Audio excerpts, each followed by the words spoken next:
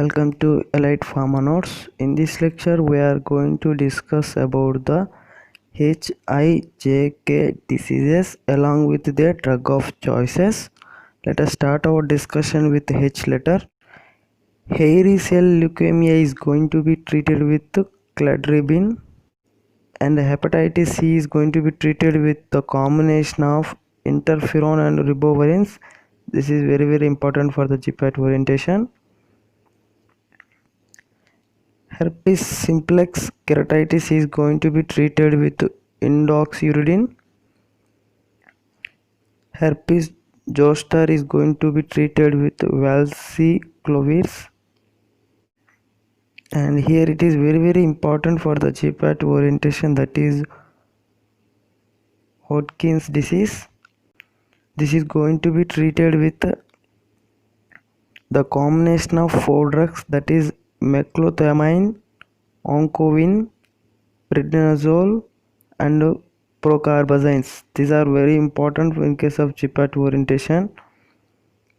Huntington's disease is going to be treated with halopiridols.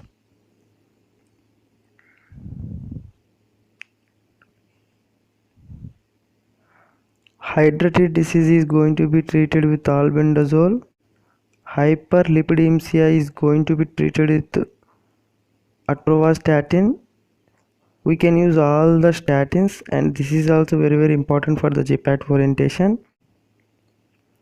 Hypertension in eclampsia is going to be treated with hydrazines. And the very important for the GPAT orientation, hypertension in pregnant women is going to be treated with methyl-dopa. This methyl-dopa is safe in the pregnant woman, that's why we are using. Hypertension which is caused because of the cyclosporine is going to be treated with calcium channel blockers. And hypertensive emergency cases, we have to use sodium nitroprusside. This is also very important for the GPAT orientation. And at the same time, hypertensive emergency in case of pregnant women, we have to use hydralazine. Already I told that methyl-dopa is used, but that is in normal cases. If the hypertensive emergency in pregnant women, then we have to go for hydralazines. This is also very important for the GPAT orientation.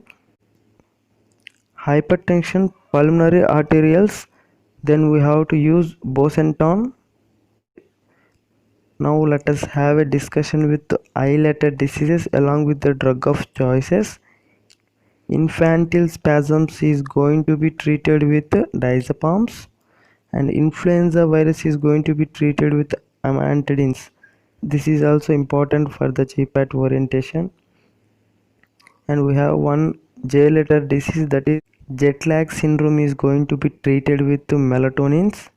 This is also important for the GPAT. And Kala Hazara is going to be treated with sodium stibogluconate, and this is very important for the GPAT orientation.